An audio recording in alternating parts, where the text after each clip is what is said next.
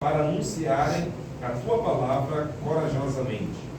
Estende a tua mão para curar e realizar sinais e maravilhas por meio do nome do teu santo servo, Jesus. Depois de orarem, tremeu o lugar em que estavam reunidos. Todos ficaram cheios do Espírito Santo e anunciavam corajosamente a palavra de Deus. Que nos sentai.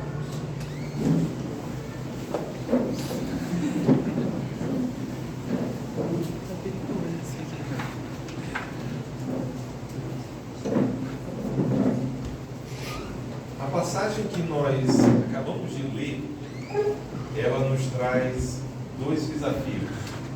Esses dois desafios, eles estão muito entrelaçados. E se você quiser pensar em um tema para a nossa mensagem, pense no seguinte: orando intensamente para evangelizar mais. Se você quiser compactar o tema, então pense só em duas palavras: orando e evangelizando. Essas duas coisas, elas se encontram muito entrelaçadas nas Escrituras e elas se encontram uma auxiliando a outra, ou uma sendo uma preparação para a outra, uma sendo necessária para a outra. Muito bem, então vamos passar pelo texto e, passando pelo texto, pense nessa passagem que é uma narrativa. Pense em pelo menos 5 subdivisões, ou nós poderíamos pensar em 3 subdivisões, sendo que a terceira tem mais 2 subdivisões. Algo acontece com Pedro e João, então eles trazem um relato. Depois, eles fazem questão de contar, registrar. A gente vai já entender por que isso é enfatizado. E a terceira coisa, eles oram. Essa oração tem 3 subdivisões. Tem aqueles elementos essenciais da oração, tem os principais propósitos da oração e tem aquilo que pode ser chamado de pós-oração. Então, seguindo essa estrutura encontrada no texto, vamos tentando explicar o texto verso a verso. O texto diz: quando foram soltos, Pedro e João voltaram para os seus companheiros e contaram tudo que os chefes dos sacerdotes e os líderes religiosos lhes tinham dito. É importante dizer, irmãos, que o livro de Atos ele tem 3 subdivisões. Alguns estudiosos subdividem de maneira diferente, mas eu gosto mais dessa. Então nós pensamos em Atos 1 a 7, o Evangelho de Jesus no poder do Espírito em Jerusalém. Você vai encontrar essa palavra Jerusalém, em Jerusalém, quase uma dezena de vezes nesses 7 primeiros capítulos. Depois nós encontramos os capítulos 8 a 12 como uma espécie de expansão do Evangelho de Jesus Cristo pregado no poder do Espírito em toda a Judéia e Samaria. E depois os capítulos 13 até o 28, até terminar o livro, o Evangelho de Jesus Cristo pregado no poder do Espírito até os confins da terra. O nosso texto está dentro dos primórdios, aquilo que aconteceu no começo, os primeiros passos da igreja, os primeiros movimentos. E desde esses primeiros movimentos, as coisas não foram tão tranquilas. As autoridades judaicas, elas nunca viram aquele profeta Galileu, aquele pregador Galileu com bons olhos. Isso foi nos 3 anos de ministério de Jesus, isso foi algo crescente até chegar ao ponto que eles não aguentaram mais e encontraram maneiras de crucificar Jesus. E agora estão esses homens, pescadores ou ex-pescadores, estão eles agora pregando e falando no nome do Galileu. E um grande problema aqui com as autoridades judaicas é que nesse momento o sumo sacerdote ele é saduceu. E os saduceus, eles não acreditavam na ressurreição. E os apóstolos, a maneira como eles se apresentavam no início, eles diziam: nós somos testemunhas da ressurreição. aquilo para o sumo sacerdote era um insulto, era uma grande afronta. Por isso, eles foram levados não apenas uma vez e para conversar, foram açoitados, coisas desse tipo aconteceram com eles. Então, quando foram soltos, Pedro e João voltaram para os seus companheiros e contaram tudo o que os chefes dos sacerdotes e os líderes religiosos lhes tinham dito. Algo que é importante da gente destacar é que Lucas diz que eles, uma vez que foram soltos, eles voltaram para os companheiros, os irmãos, e eles contaram tudo. É uma prática deles contar. Na verdade, essa prática não era apenas dos judeus, era uma prática dos orientais. Eles entendiam que essas histórias, dependendo do grau de importância, eram histórias que não deveriam ficar apenas para eles, para o grupo deles, para aquela geração. Deveria ser uma história para ir para outras gerações. Outros deveriam saber dessas histórias.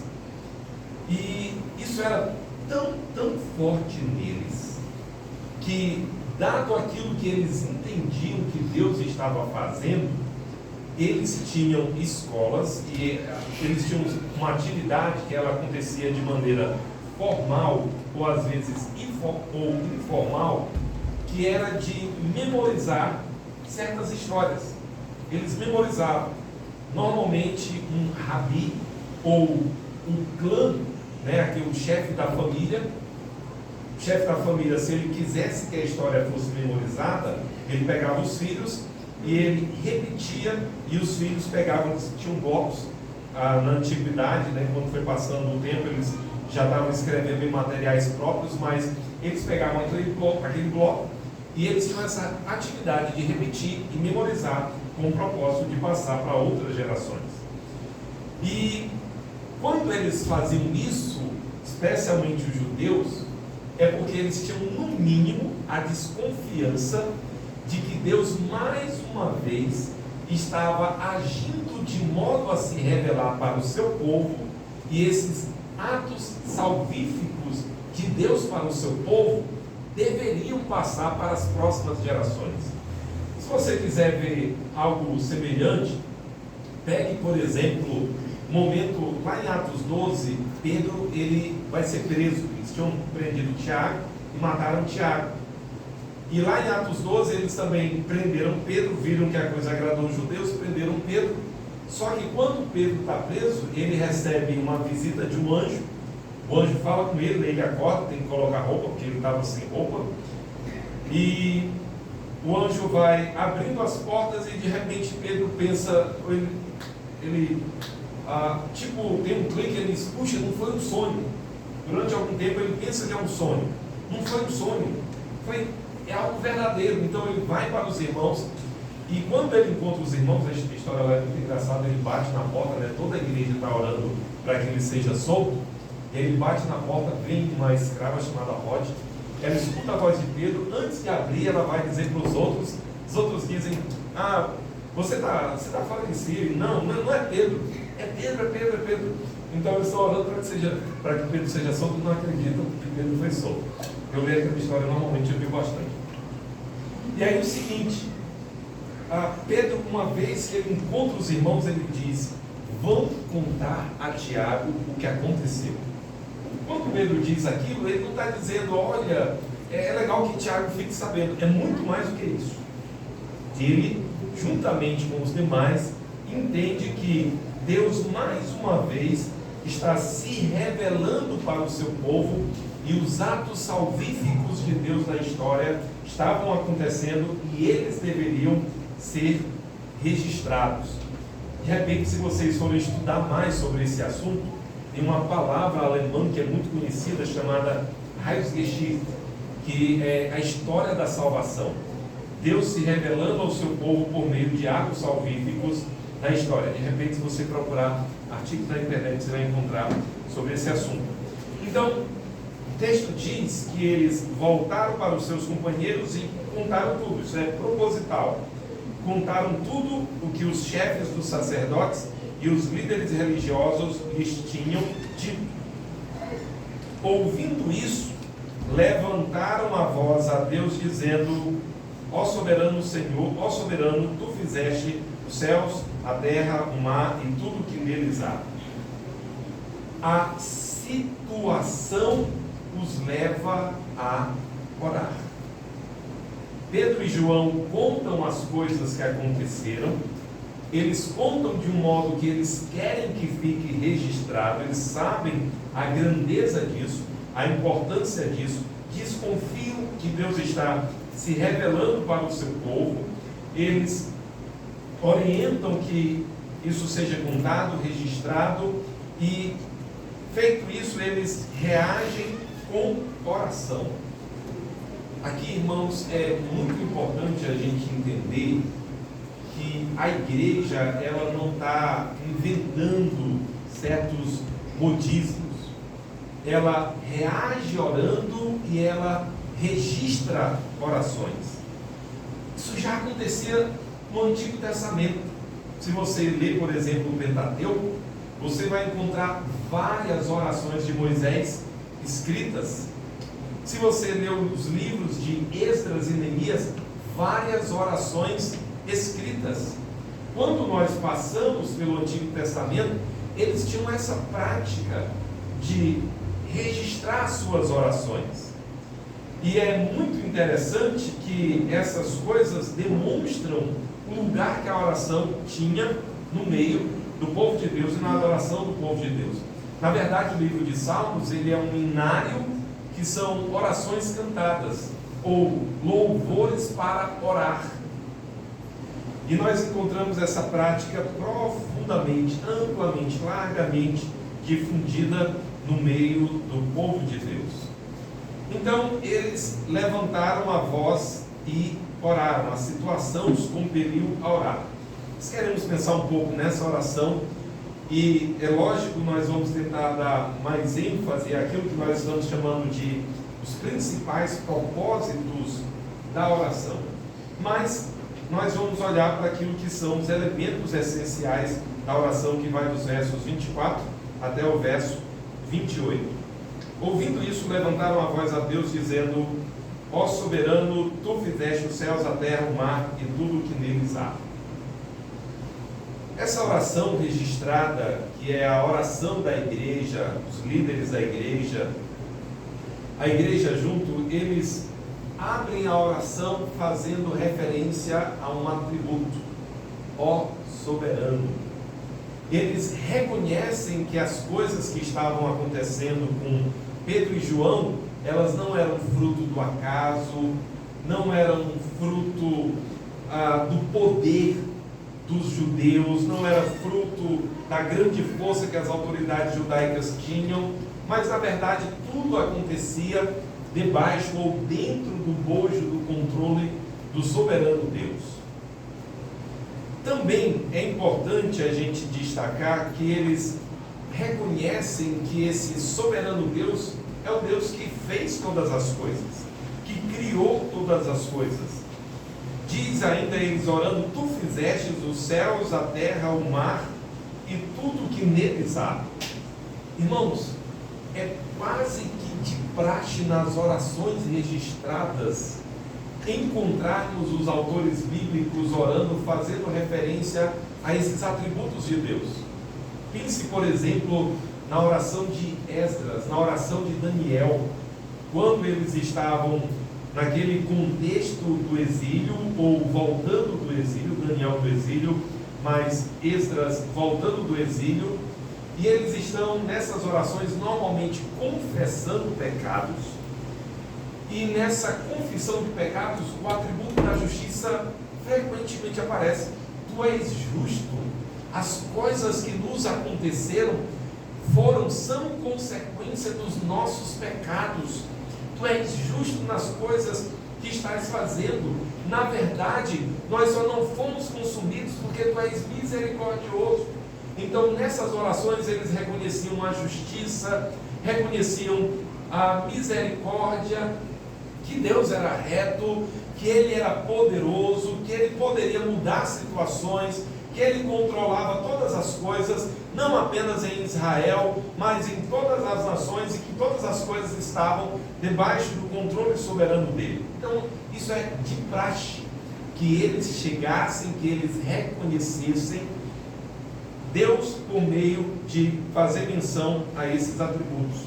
Inclusive, eu penso que isso é extremamente orientador para nós nas nossas orações. No nosso tempo de oração, pensemos em iniciar esse tempo de oração fazendo menção dos atributos de Deus.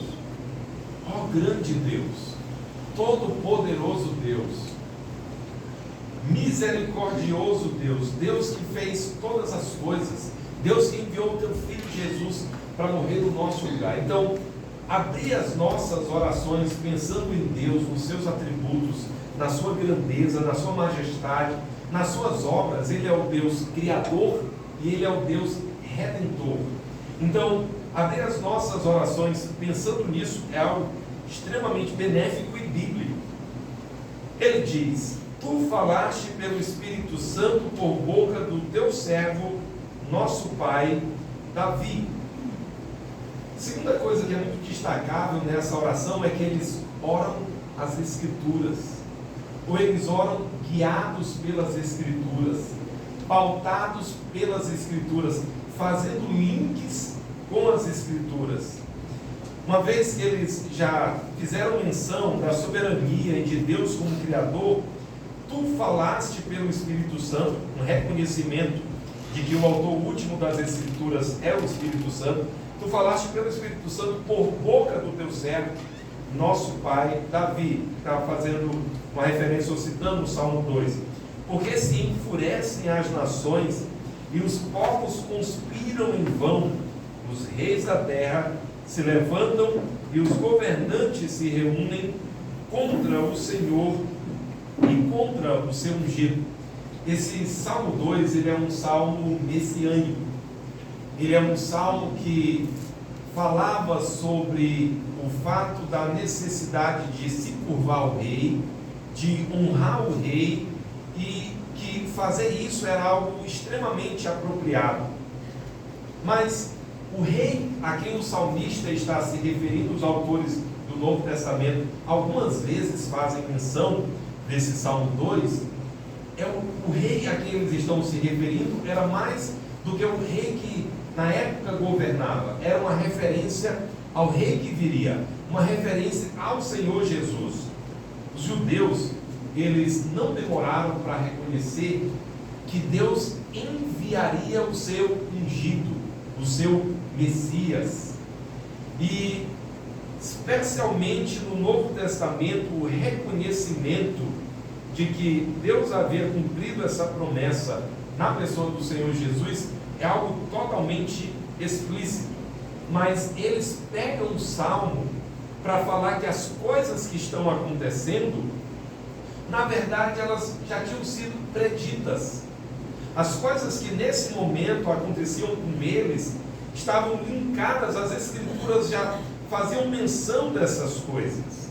E eles reconhecem que aquilo que estava registrado no Salmo tem a ver com Jesus, mas o fato de os reis da terra se levantarem, conspirarem, levantarem a força do Estado contra o povo de Deus, era algo que já estava registrado.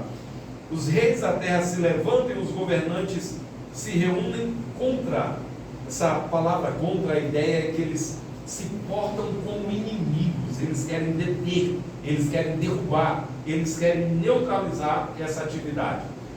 Nós encontramos as autoridades judaicas fazendo isso com certa frequência. E talvez a história mais destacável para a gente acerca disso é a história de um judeu extremamente zeloso chamado Saulo de Tarso.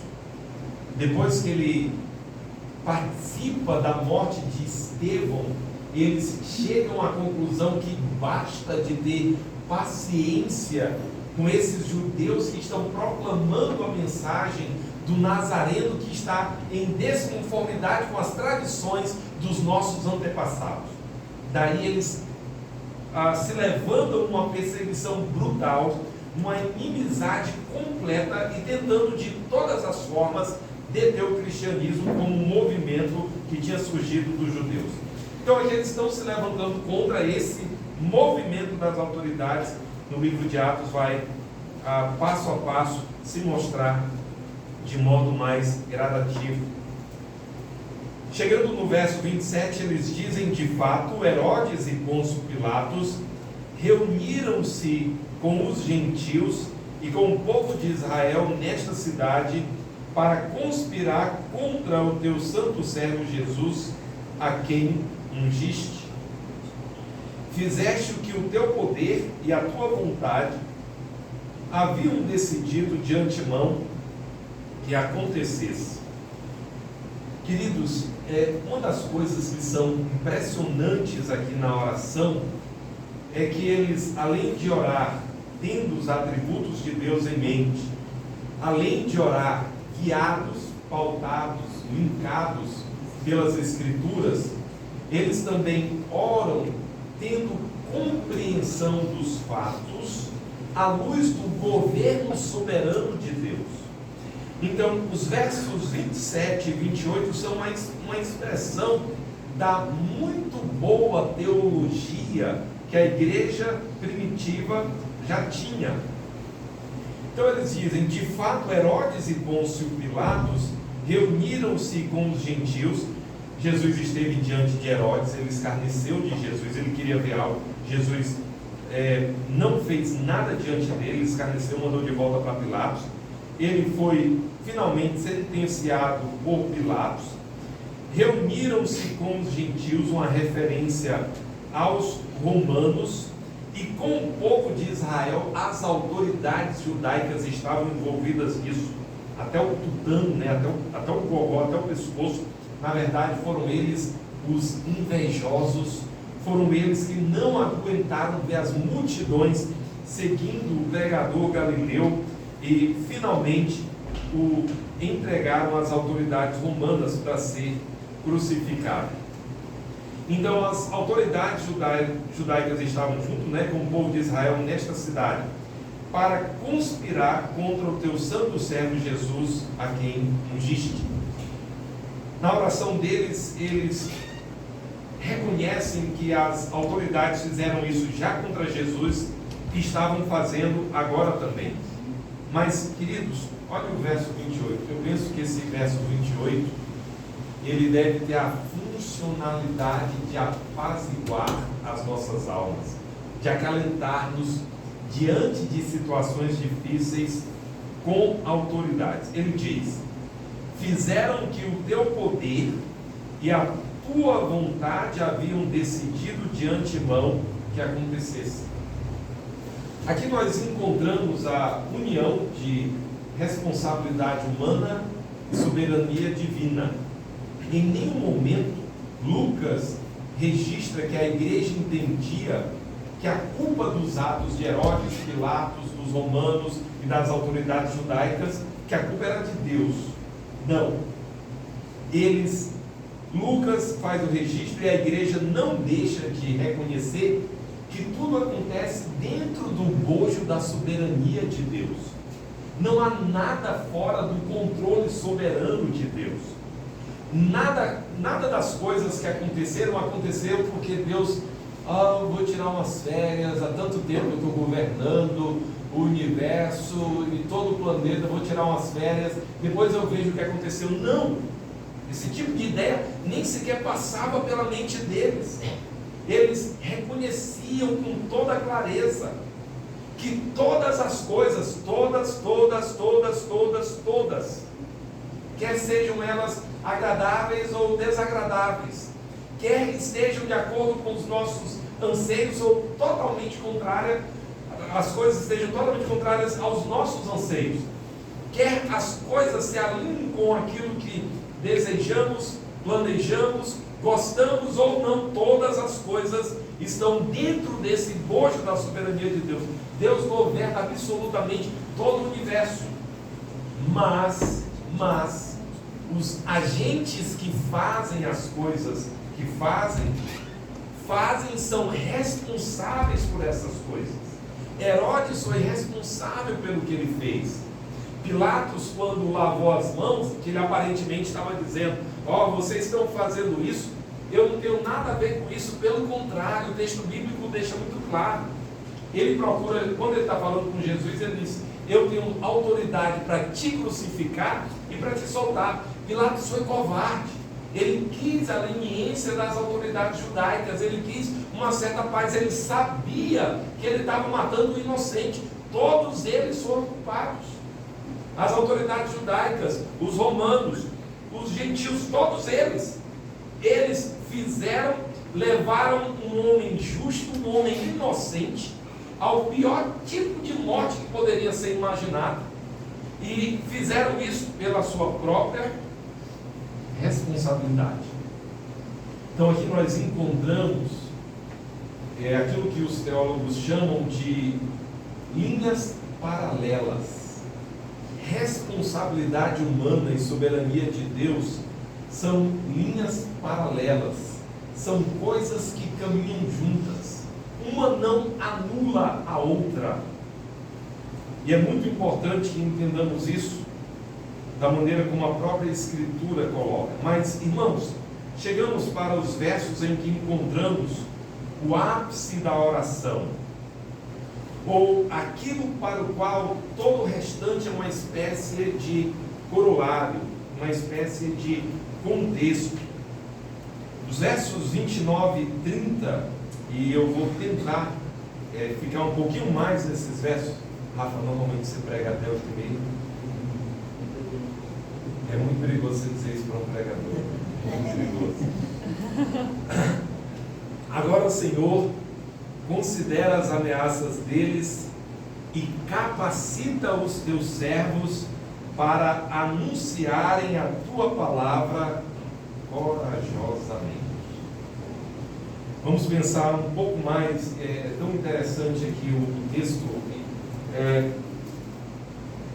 Na língua original, os tempos verbais eles são muito utilizados para se referir a contexto e ápice, diferentemente da língua portuguesa, em que as ideias temporais de passado, passado completo, passado incompleto, presente, presente completo, presente contínuo, futuro e tal. Enquanto que na língua portuguesa isso é muito definido, na língua grega eles tinham mais a ideia de contexto e ápice. Então é mais ou menos como eles se utilizavam das formas verbais para fazer coisa. Nós, mesmo sem ler o grego, dá para a gente entender pelo enredo que a oração vem para culminar nisso, mas as formas verbais, elas indicam exatamente isso. Agora, Senhor, considera, vai ser a primeira vez que o autor vai mudar o tempo verbal dentro daquilo que ele usa quase 30 vezes os tempos verbais, mais de 20 está no Maurício, que é o tempo verbal contextual, para chegar àquilo que ele quer dizer, ou aquilo que é a ênfase, né, é o ápice da coisa. Agora, Senhor, considera as ameaças deles e capacita os teus servos para anunciarem a tua palavra corajosamente.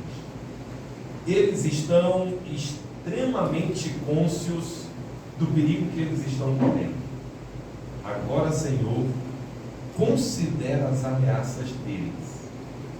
Eles sabiam muito bem que aquele pessoal, eles não eram assim gente para fazer cócegas. Quando eles pegavam, eles não pensavam em um julgamento justo. Muito facilmente eles contratavam falsas testemunhas. Fizeram isso contra Jesus.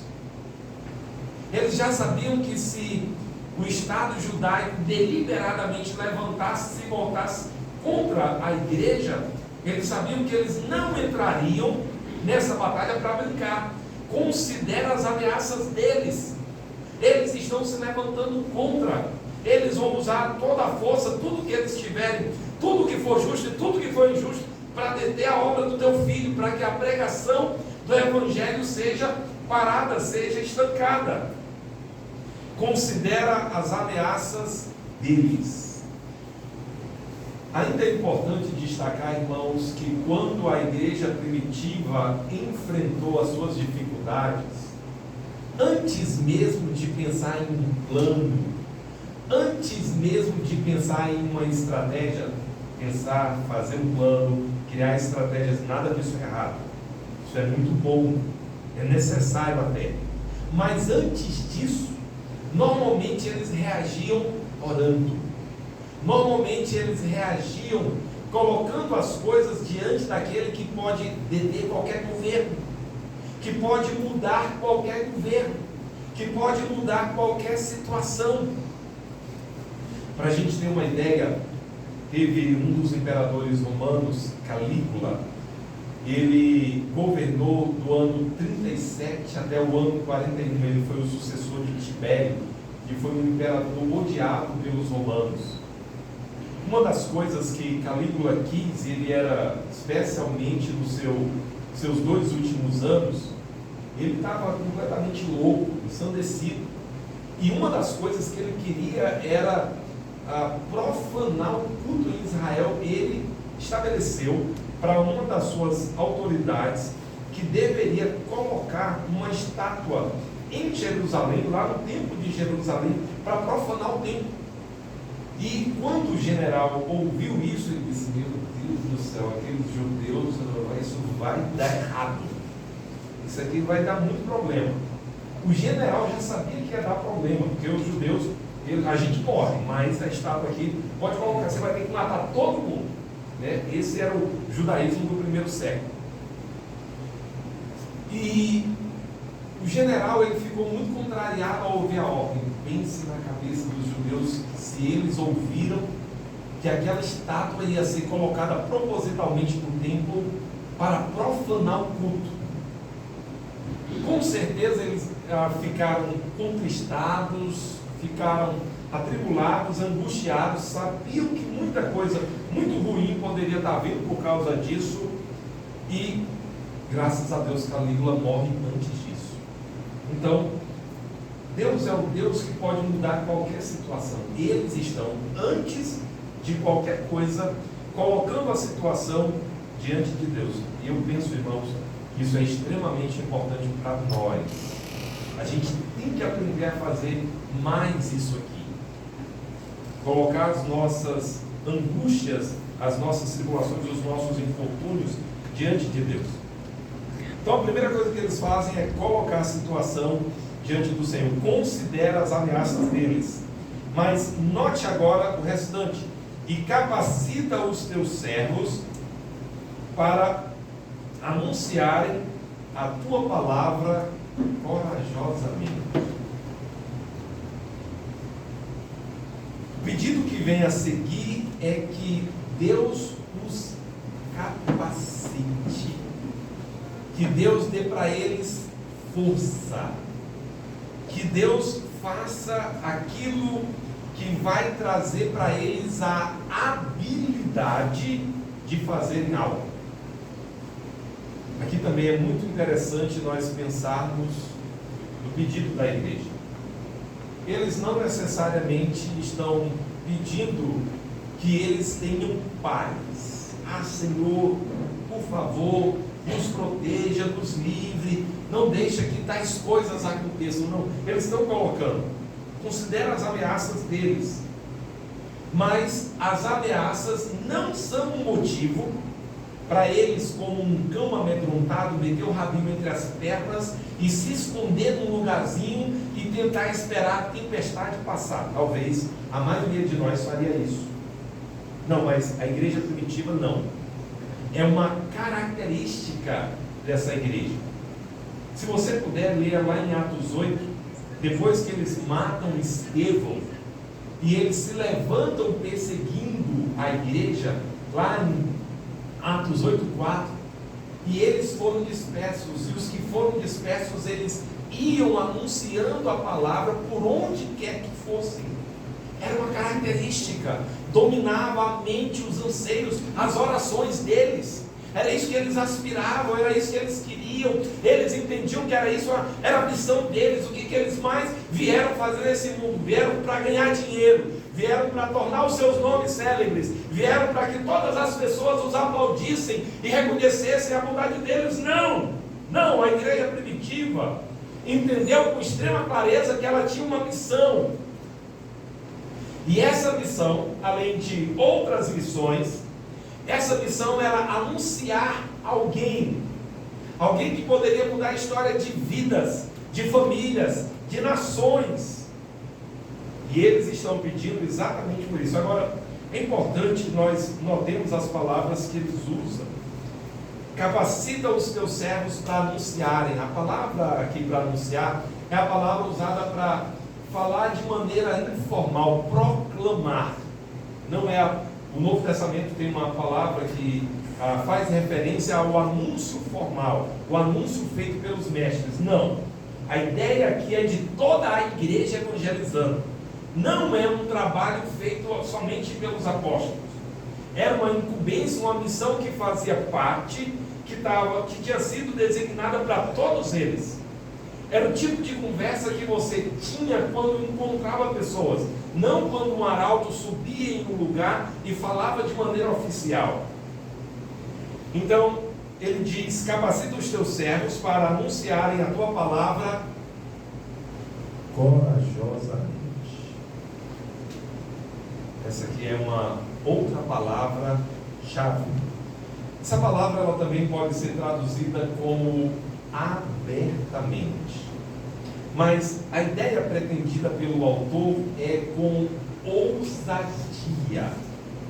Ousadia aqui é mais ou menos o seguinte: Deus, por favor, não deixe que a situação presente venha nos impedir de anunciar a tua palavra. Senhor, nos dê coragem. Senhor, nos dê ousadia. Nós não podemos parar de proclamar a tua palavra. Uma das coisas que estão acontecendo com a igreja de Jerusalém é que o fluxo de pessoas nessa igreja é muito grande. Pedro prega um sermão no dia de Pentecoste, quase 3.000 creem no Senhor, quase 3.000 pessoas. Depois, em Atos, do capítulo 3 para o capítulo 4, quando eles curam aquele coxo e ele prega mais uma vez a palavra, os convertidos são quase 5.000 homens. Na cultura oriental, quando o homem cria, a esposa e os filhos iam junto, e eles contavam aqueles que eram de 20 anos para cima. A igreja, então, nesse momento, provavelmente ultrapassa já 20.000 pessoas. É um número muito significativo. Quando chega em Atos 6, multiplicando-se os discípulos. Então a igreja, isso aqui num prazo de 3, 4, no máximo 5 anos. Máximo. Então essa igreja era uma igreja de muitas pessoas chegando à igreja. E uma vez que isso estava acontecendo, eles entendiam que, dentre outras coisas, isso era fruto de anunciar. O que é que eles não podiam parar de fazer? Anunciar. Irmãos, eu já participei de fóruns evangelísticos missionários, e eu lembro de um dos fóruns que eu participei em que uma questão foi levantada, e eu lembro das respostas que foram dadas, e a questão levantada foi: por que os pentecostais se multiplicam mais no Brasil? Várias respostas foram apresentadas. Uma delas, porque o brasileiro é místico, porque os cultos pentecostais têm essas pitadas pequenas ou muito grandes de misticismo, e isso coaduna com o que o brasileiro é, e no final das contas, por isso que eles têm mais pessoas. Resposta errada. Os pentecostais, sendo místicos ou não, se eles não anunciarem, sabe quem vai crer? Ninguém. Sabia que testemunhos de Jeová não são místicos? E sabia que eles se multiplicam aqui em Ribeirão como coelho? Porque onde você vai aqui em Ribeirão, tem um salão do rei das testemunhas de Jeová. Por quê? Eles proclamam uma mensagem, assim, se tivesse pena de morte, a vontade era dizer, mata tudo. Eles anunciam que Jesus não é Deus. Eles dizem que o Espírito Santo é uma força. Não reconhecem o Deus do cristianismo. Ainda que os cristãos sejam monoteístas, nós acreditamos em um Deus que subsiste desde todo sempre em 3 pessoas. Eles rejeitam o coração da fé cristã e proclamam esses absurdos. E tem muita gente dando ouvido a esses absurdos em uma nação cristã. Por quê? Porque eles estão anunciando, proclamando. Na verdade, as testemunhas de Jeová, elas são uma prova de que, se até mesmo a mentira for muito proclamada, ela vai ser assimilada, ela vai ser abraçada. Então, quando nós fizermos o exercício de pensarmos por que nos multiplicamos pouco, talvez porque proclamamos pouco. Certo? Eu vou deixar para as considerações finais, mas já pense conjuntamente. Se proclamamos pouco, provavelmente também oramos pouco. Eles estão orando para proclamar. As 2 coisas estão juntas, muito juntas. No verso seguinte, estende a tua mão para curar e realizar sinais e maravilhas por meio do nome do teu santo servo Jesus.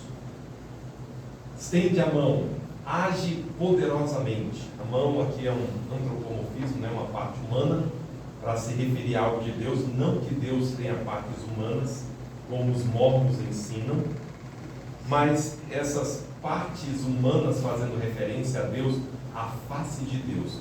Moisés falava face a face com Deus. As costas de Jesus, você não pode ver a minha face. Você vê a minha face, você vai morrer. Você vai me ver pelas costas. Isso quer dizer que Moisés estava querendo ver a face de Deus, ou que ele viu as costas de Deus, ou que aqui ele estava vendo a mão de Deus? Nada disso. São uma figura de linguagem para expressar algo da ação, da revelação do próprio Deus. Agora, aliás, estende a tua mão, ou age poderosamente, é o que eles estão pedindo. Estende a tua mão para curar e realizar sinais e maravilhas. Curas, sinais e maravilhas foram meios que Deus deixou para que a igreja se estabelecesse nesse período de forma mais rápida. Eu estou entre aqueles que entendem que isso foi algo para o primeiro século, foi algo para aquela geração. Pode ser que Deus faça em contextos especiais. E talvez a sua pergunta imediata é: Cleiton, Deus não cura hoje? É lógico que cura hoje. Como eles faziam no primeiro século? Não. Jesus falava e o cego imediatamente via. O aleijado, o paralítico, o leproso, automaticamente e perfeitamente, completamente via, se levantava, ficava purificado da lepra. A palavra imediatamente descreve aquilo que acontecia com as pessoas que eram curadas. Era uma característica, era algo completo, era algo instantâneo, era algo que deixava as pessoas que mais sabiam de histórias miraculosas boquiabertos, embasbacados. E eles, ao verem Jesus e os apóstolos fazendo isso, entenderam que Deus estava fazendo algo diferente na história do seu povo, né? Esses momentos de muitos sinais e maravilhas tinham acontecido já no passado, no período, por exemplo, de Moisés e Josué, no período de Elias e Eliseu, e em momentos mais esporádicos na história do Antigo Testamento. Esses 2 grandes momentos de sinais, milagres, maravilhas, eles estavam acostumados com esses registros, mas agora eles estavam vendo coisas que eles liam todo sábado, as Escrituras. Eles conheciam, memorizavam trechos grandes, amplos das Escrituras, E eles estavam familiarizados com essas histórias. O que eles estão vendo agora, eles estão assim, impressionados. Mas aquele era um meio de dizer que o Messias havia chegado. E aquela era a comunidade messiânica. O ano aceitável do Senhor foi inaugurado. Sinais, maravilhas, as curas, os milagres, a expulsão de demônios em toda aquela escala que os evangelhos nos apresentam, e mesmo o livro de Atos, tem a ver com o ano aceitável do Senhor e a obra que os continuadores da missão estão fazendo. Eu acredito que Deus cura hoje. No começo desse ano meu pai faleceu, mas eu pensava mais ou menos no meu pai como um gato de 7 vidas. Já viram essa história que um gato tem 7 vidas, né? Porque gato é atropelado, gato cai em lugares altos, um monte de coisa acontece com o gato e ele não morre. E o meu pai teve leptospirose. Algumas coisas aconteceram antes da minha conversão. Por exemplo, quando eles moravam lá no interior, no sul do Ceará, ele estava numa rural, meu pai bebia, e ele mergulhou bêbado com essa rural no rio. E todos dizem que ele escapou por um milagre. Ele teve leptospirose. Depois dos 70 anos, nós oramos para que Deus o curasse. Ele ficou à beira da morte. Ele conta até histórias conta histórias de pessoas que já tinham morrido, que vieram para conversar com ele. Ele contava assim, com uma riqueza de detalhes gigantesca. Ele esteve bem próximo da morte, e alguém, antes ele disse, naquela noite eu ia morrer. Foi uma noite que ele disse que estava muito frio. Alguém foi lá, minha sogra, trabalhei no hospital, foi lá, pegou na mão dele, orou por ele, e ele disse, não era sua sogra, devia ser um monge que estava ali.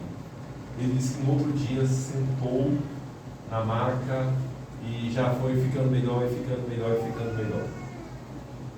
Os médicos disseram que, tendo dado entrada com leptospirose depois dos 70 anos, ele era o primeiro que estava saindo vivo, todos os demais tinham saído dali mortos.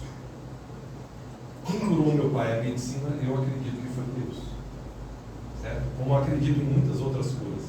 Mas eu posso dizer que essa cura é igual a do Novo Testamento? Não. Certo? Só para a gente fazer essa atualização, interpretando aquilo que o Novo Testamento diz e como as coisas acontecem em nossos dias.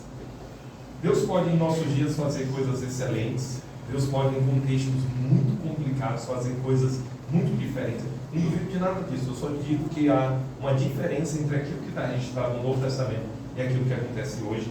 E eu acho que a gente precisa ter percepção disso para a gente não incorrer em falhas interpretativas.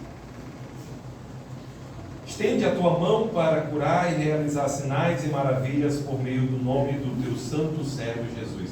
Aqui é muito interessante que no Novo Testamento tudo está centrado em Jesus.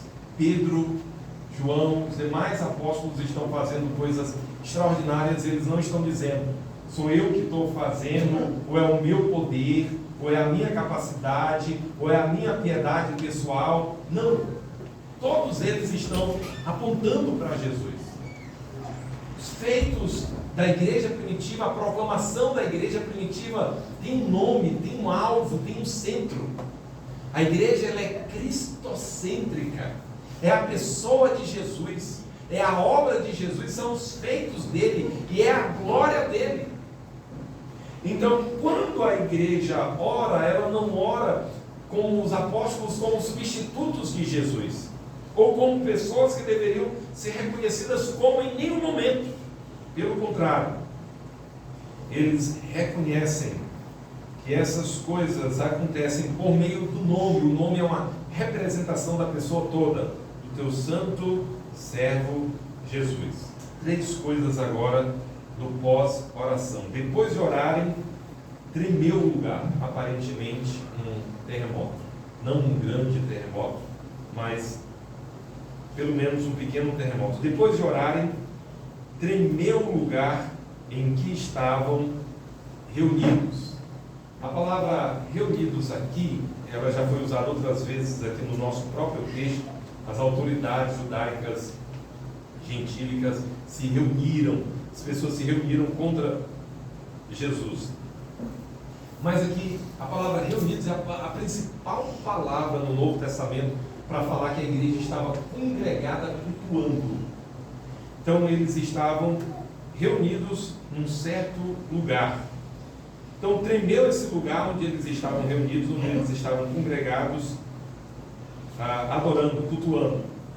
Segunda coisa de se destacar, todos ficaram cheios do Espírito Santo. De repente começaram a sair raios azuis e vermelhos, eles levantaram a mão. Não tem nada disso, certo? Isso é só pensamento místico, gospel, evangélico, que imagina Jesus mais ou menos como aqueles filmes japoneses que o cara levanta a mão ou que tem alguma coisa muito poderosa. Cheios do Espírito Santo é cheios da virtude, ou do fruto que é resultante da obra do Espírito Santo. Dentre outras coisas, isso significa coragem para anunciar a palavra. Todos ficaram cheios do Espírito Santo, não quer dizer que eles agora estão como pessoas eufóricas, que estão saindo fazendo bobagens, dizendo bobagens, agindo descontroladamente. Não é isso. Eles estão cheios do Espírito Santo. Eles estão controlados pelo Espírito, guiados pelo Espírito, impelidos pelo Espírito. E isso vai conduzi-los, dentre outras coisas, a proclamar. A terceira coisa aqui no pós-oração, o texto não poderia deixar de dizer: e anunciavam corajosamente a palavra de Deus. O foco deles aqui não é tanto para estarem livres das autoridades, vão continuar tendo problemas com as autoridades, mas o foco é anunciar, proclamar, ter contato com as pessoas e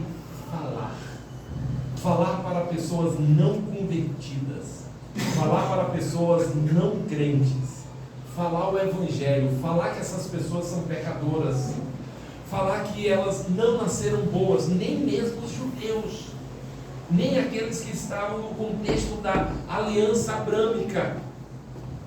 O apóstolo Paulo, nos 3 primeiros capítulos de Romanos, ele diz: não há privilégios, judeus e gentios, todos estão na mesma situação, na mesma condição, todos pecaram e carecem da glória de Deus. Ele, inclusive, fazendo referência às escrituras do Antigo Testamento, diz que essa corrupção atingiu tudo, atingiu as palavras, atingiu os pensamentos, atingiu os planos. Tudo que o ser humano faz está corrompido pelo mal. Na nossa mensagem, na nossa proclamação, nós vamos de encontro ao que as pessoas dizem e acham na nossa cultura. Eles pensam que se são bons vizinhos, se são bons funcionários, se são pais esforçados, se pagam seus impostos mesmo com essa multidão de impostos, se fazem todas as coisas que são socialmente corretas, que eles são bons. Nós vamos dizer para eles que não, que eles são maus e que eles desesperadamente precisam de um Salvador, e que só há um Salvador, só há um mediador entre Deus e os homens, Cristo Jesus, homem. Você é mau, e por causa dos seus pecados, Deus com justiça vai punir você, vai julgar você. Mas há boas novas, há coisas maravilhosas. Deus enviou o seu Filho, Ele morreu em uma cruz, o seu sangue foi derramado, Ele pagou o justo no lugar dos injustos. Se você se arrepender dos seus pecados e crer, você será salvo. É nessa mensagem que eles proclamavam, que eles anunciavam. Não tem nada mais do que isso. Qualquer novo convertido pode proclamar. Na verdade, os novos convertidos são os melhores evangelistas. O novo convertido, ele picha, só Jesus salva. Ele era um pichador. Agora, o novo convertido, ele está naquela alegria. Não, peraí, tem um negócio legal para fazer com esses 3, só Jesus salva. Mas é essa mensagem que eu e você devemos anunciar para todas as pessoas. E intencionalmente procurar as pessoas para proclamar essa mensagem. Anunciavam corajosamente. O Estado não detinha. O levante do Estado não parava, não intimidava, não fazia com que a igreja recuasse, ela corajosamente, ela com ousadia, não é com desrespeito, não confundamos as coisas, mas é com ousadia, eles continuavam anunciando a palavra de Deus. Queridos, algumas aplicações para nós quando pensamos em orar e evangelizar. A primeira coisa que nós precisamos fazer, e quando eu venho aqui eu digo para o Rafa, eu me sinto aqui numa igreja batista. O Rafa diz, vocês batistas, eu disse, nós batistas. Irmãos, nós precisamos, nossas igrejas, né? Nós somos igrejas co-irmãs, pensamos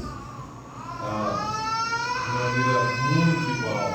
Nós precisamos despertar para orar mais. Nós precisamos, nas nossas orações, implorar a Deus nos conceda um espírito de súplicas.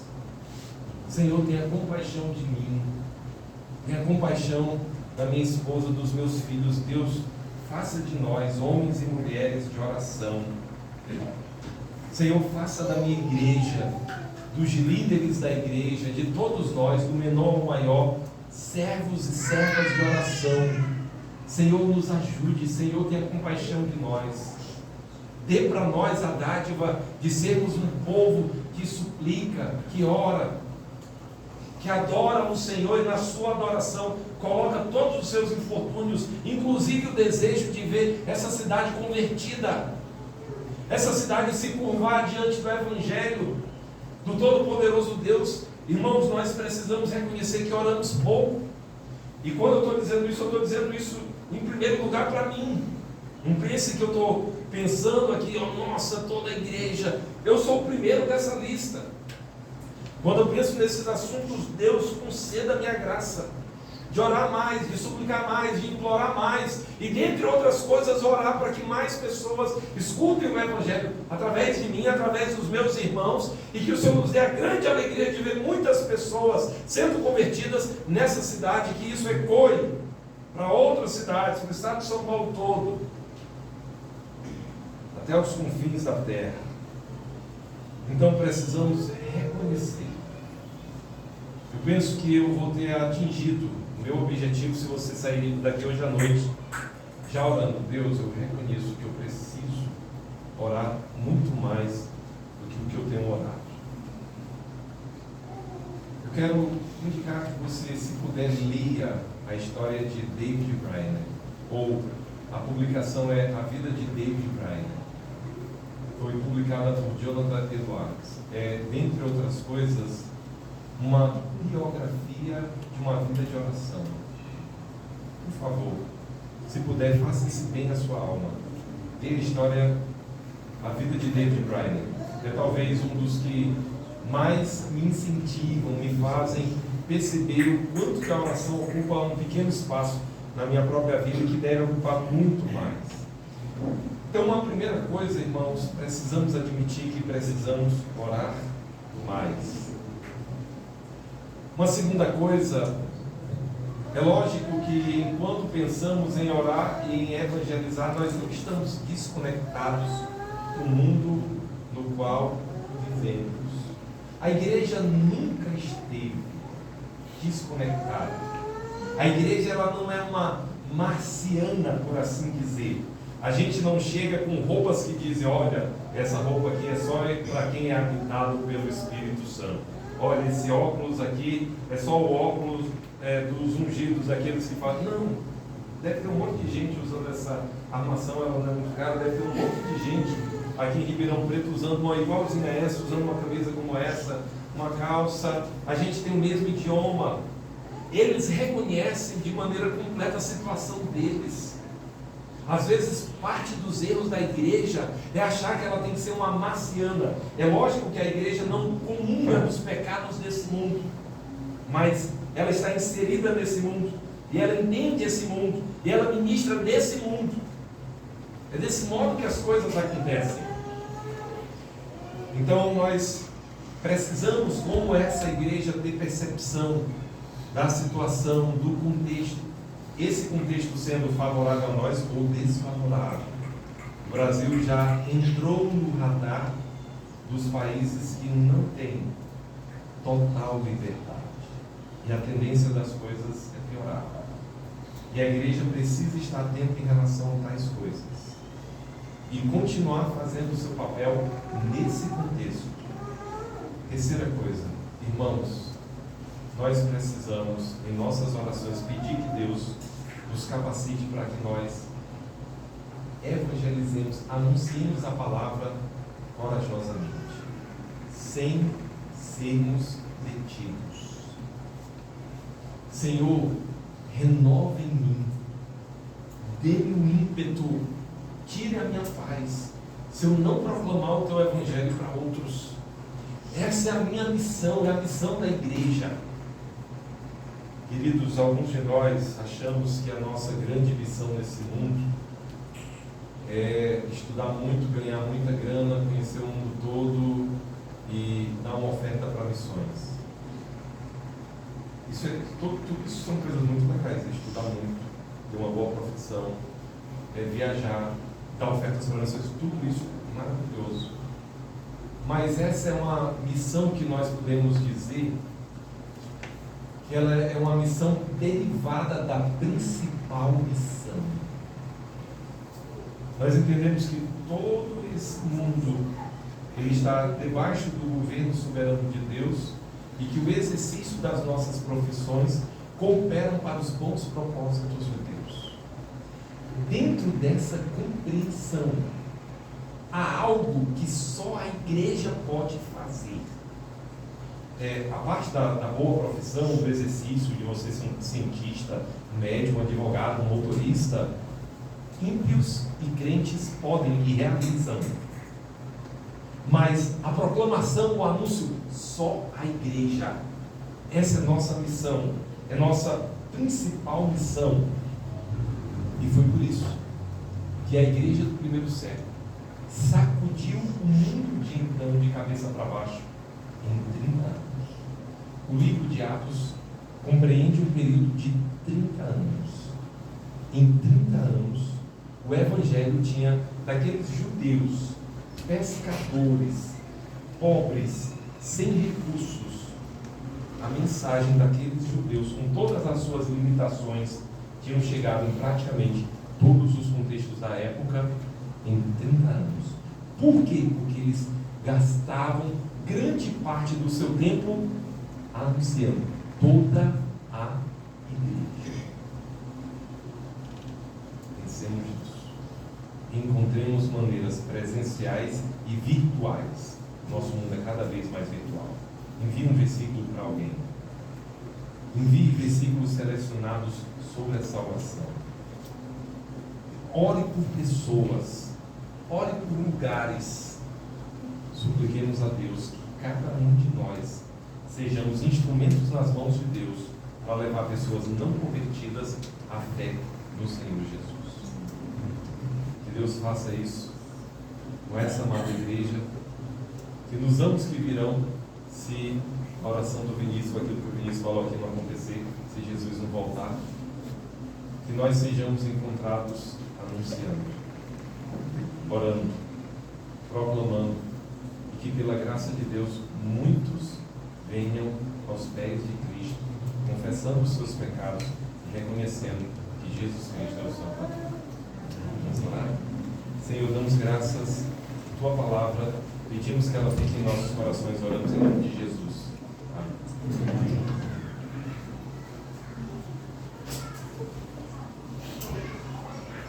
Queridos, muito obrigado, é um grande prazer. Agora para nós já fizemos alguma coisa juntos, né, nas nossas igrejas. Nós agora estamos num hotel, fazendo isso somente aos domingos.